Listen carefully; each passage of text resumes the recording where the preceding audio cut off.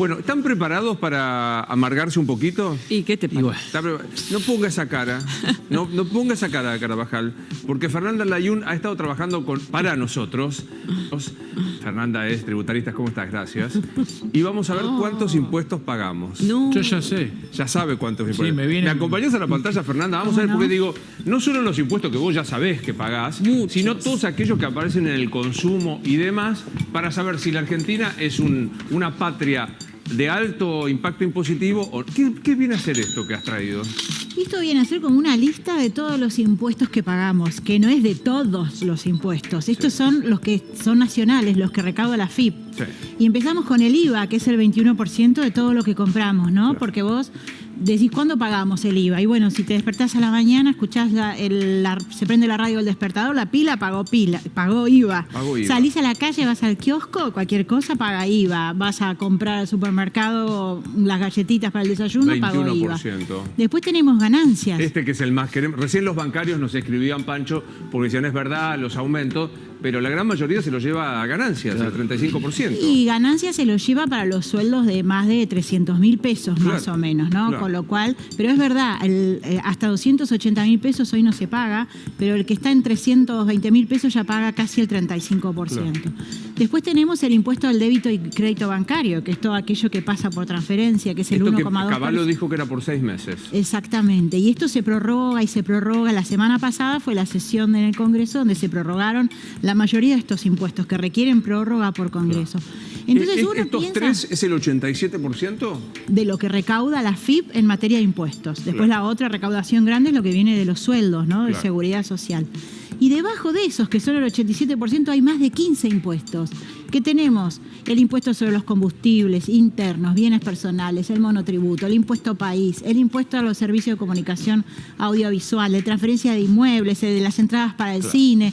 Entonces estamos todo el tiempo pagando impuestos. No hay ningún momento en donde no paguemos. Y si nosotros decimos, por ejemplo, bueno, alguien que es un jubilado, cobra en una caja de ahorro y dice, yo no pago impuesto al crédito y débito bancario. ¿No está bien el jubilado? No. Pero cuando el jubilado va al supermercado y el supermercado le tiene que pagar al proveedor, sí lo paga. Claro. Y en el fondo está en el costo de lo que pagamos todos.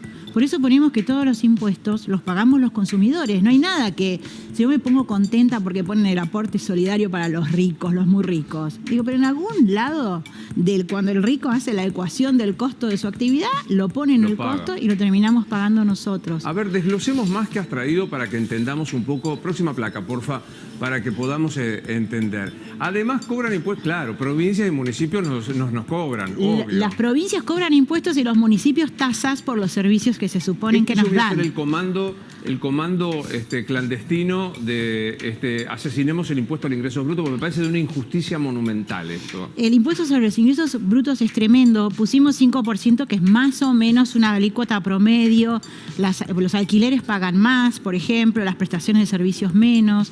En Ciudad de Buenos Aires los profesionales no pagan, pero es un impuesto que, de nuevo, pagamos todos, se paga, cada uno va y se va sumando en todas las etapas.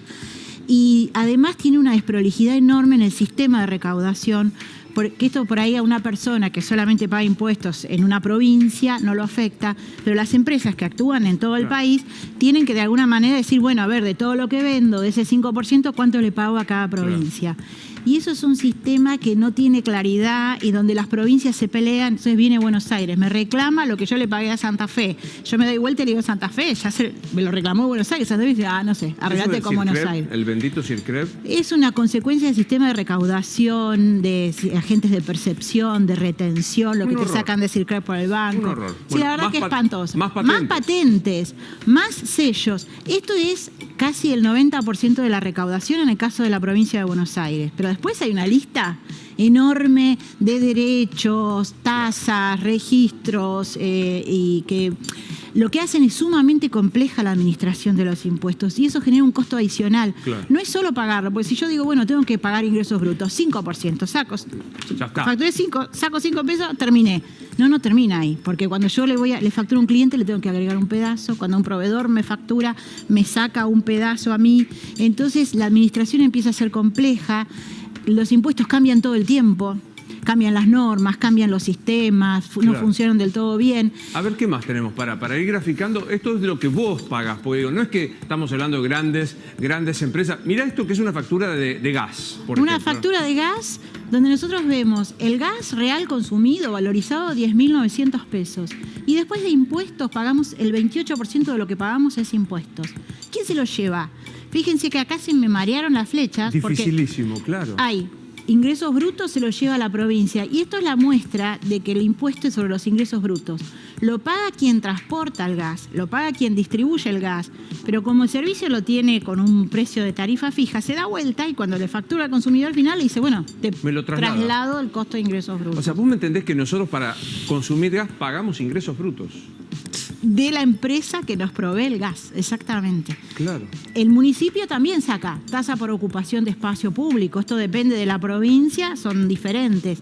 Y la nación también saca, porque la nación saca el IVA, saca el fondo. Los fondos son... ¿El fondo de F-Art? ¿Qué es el fondo de Es un F-Art? fondo que se constituye para soportar los gastos para mejorar la red en Mendoza y en Santa Cruz. O Chubut, no recuerdo. Es hermoso. Sí, así funciona, así de complejo funciona. Es hermoso. Entonces es un enredo tremendo el tema de los impuestos. Y esto, imagínense que Metrogas para organizarse y armar esa factura, donde dice, bueno, y esto se lo doy a la ciudad, y después vienen las peleas. Claro. Telefonía, por ejemplo, yo pago 18.000 pesos de teléfono, pero en realidad estoy pagando, fíjate la cantidad de impuestos que estoy pagando, ¿no? Y estás pagando, hay una parte que va al 21, la mayor parte va al 27% en el IVA, porque tiene un IVA diferencial, más 5% de impuestos internos.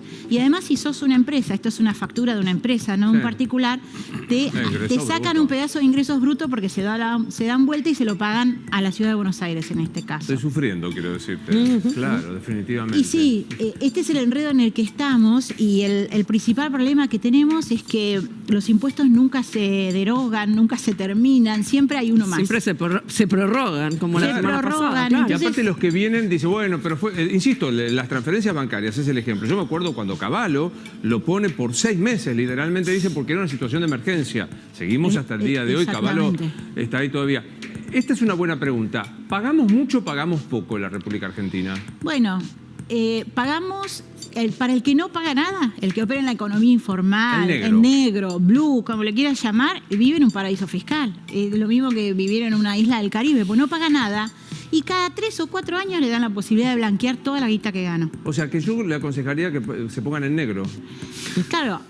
Los que pueden, la mayoría de los que pueden lo hacen. El problema pero ¿me entendés que este país te invita a estar en negro? Y sí, porque decís, no pago nada durante 3 años, pues agarro un blanqueo, pumba. Exactamente. Los gansos que estamos en blanco pagamos religiosamente. Es que es un aliciente en el fondo. Si vos cada 3 o 4 años, y es que es literal cada 3 o 4, los últimos mandatos, de los últimos 4, cada mandato tuvo su blanqueo. Al 5% del valor del dólar al tipo de cambio oficial. O sea que vos pagás el 2,5 de lo real que ahorraste y blanqueás todo. Entonces digo, ¿para qué voy a ir a pagar impuestos? Obvio. En cambio, en la economía formal, las empresas, como lo que vimos recién, no sé, Metrogas no puede estar vendiendo en negro. La telefonía celular tampoco. La publicidad en los medios no se puede vender en negro. Los empleados en relación de dependencia, empleada, los prestadores de servicios, cuando estás enganchado en algún sistema, como por ejemplo la parte de medicina, que está la obra social y hay tantos sujetos, esos no pueden operar en negro. Y entonces, ¿qué pasa? Nuestros impuestos son normales altos, digamos. No son tasas exorbitantes las que tenemos.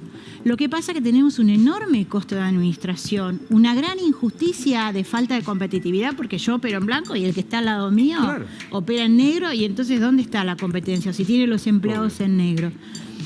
Es un país caro por la constante renovación y modificación de impuestos, es encarecido por los costos de administración y estar en blanco es un yunque, porque aparte cazan en el mismo zoológico. Exactamente. O sea, a los que estamos en blanco, y acá algún día te lo dejo como tarea para el hogar, quiero que hables de los parias del sistema, que somos los autónomos, los que estamos... Los autónomos son realmente son los parias, somos los parias, porque somos muy pocos. No representamos mucho en la recaudación, pero somos los que tenemos la estructura impositiva más cara y en general es el autónomo que lidia a veces con el consumidor final, Claro. y el consumidor final no acepta la factura con el IVA porque no está dispuesto a pagar el 21% más. Entonces, eso es parte del costo de la economía formal. Total. ¿Me quedó algo para decir?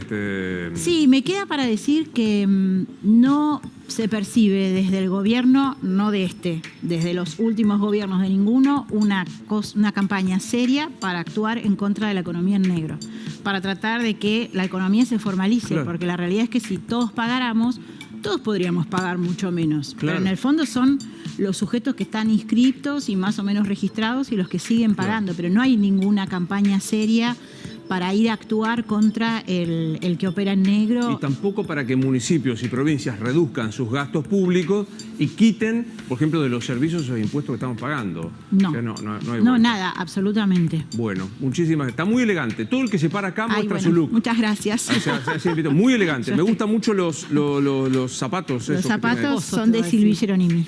Ahí está, mira, ¿viste? Le pasó todo. Mucha onda. Muchas gracias, Fernanda. Gracias.